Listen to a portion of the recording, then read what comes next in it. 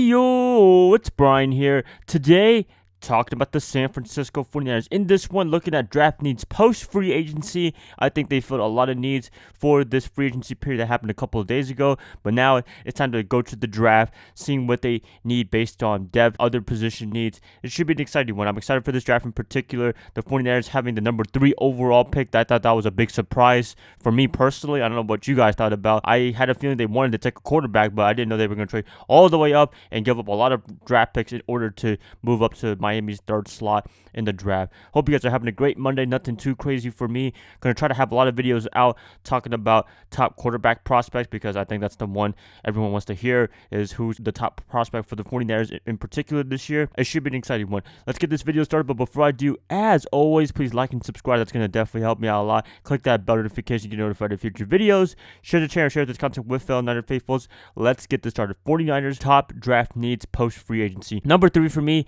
is going to be depth at wide receiver. I know that sounds a little bit redundant, but I feel like the 49ers, they still need a little bit more help in terms of receiving depth behind Deebo Samuel and Brandon Ayuk. Yes, they did sign Mohamed Sanu for veteran leadership, but at the same time, he is no Emmanuel Sanders at all. Also, we do need to replace Kendrick Bourne, the number 3 receiver for this upcoming draft. I'm pretty sure they can find some great receivers in this one. You do have Jalen Hurd in the fold, but is he going to be healthy at all? We also have other players, but for the most part, I don't think we have a legit number 3 receiver, and we really need that. We got to have a great receiving core like the Pittsburgh Steelers had a couple years ago with Antonio Brown, Juju Smith, and James Washington. All those guys, they did a great job when they were together. So the 49ers, they could really bolster up their wide receiving core, and also whether it's Jimmy Garoppolo or the number 3 draft pick, whoever going to be the quarterback, they can have a lot more weapons, a lot more options, along with George Kittle and the running backs that we have right now. Wide receiver, not on the urgency side, but at the same time, they do got to address this, in my opinion,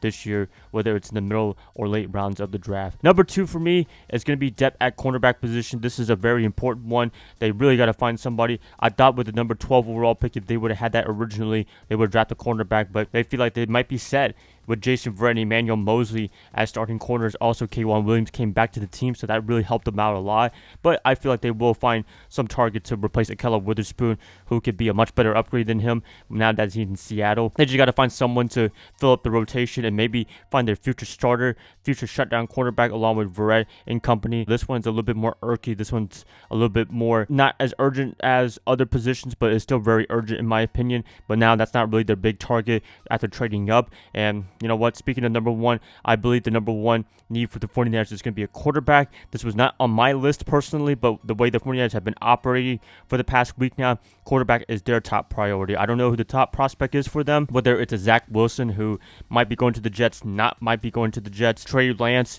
North Dakota State, he has a lot of promise, but he does need a little bit more polishing, and plus he sat out all of 2020. I think he only played 1 game, and then everything shut down last year. You have Justin Fields, which I don't know if I'm the biggest fan of because Ohio State quarterbacks, it's more of a guilt by association than anything else because a lot of Ohio State quarterbacks that come to the NFL end up getting flamed out. I mean, I have a list in my head right now. You can look at Cardale Jones, Dwayne Haskins, Terrell Pryor, all those guys, they just pretty much flamed out. Was a star at Ohio State, but couldn't really do anything in the NFL. Maybe it's a high school offense that they're running, or they just have a stacked team like they usually do. Mac Jones, he could be an option from Alabama, but at the same time, I don't know. That could be a reach, in my opinion. If they really wanted Jones, they could trade up just a little bit in the middle of the top 10 to get him at number 3. I think that could be a little bit of reach, but I've heard some really good things. Maybe he's better than Tua Tagovailoa, who's in Miami right now. He could be better than Greg McElroy, but at the same time, ever since, I guess, Joe Namath from years ago, Alabama hasn't really produced a top-tier quarterback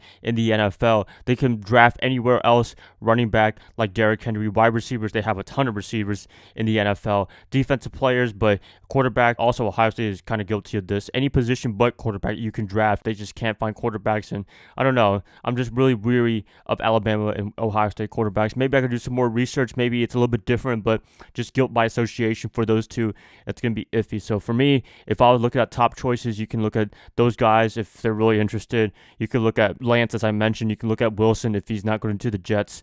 And yeah, those are the top prospects. But the 49ers, they do have a lot of homework to do.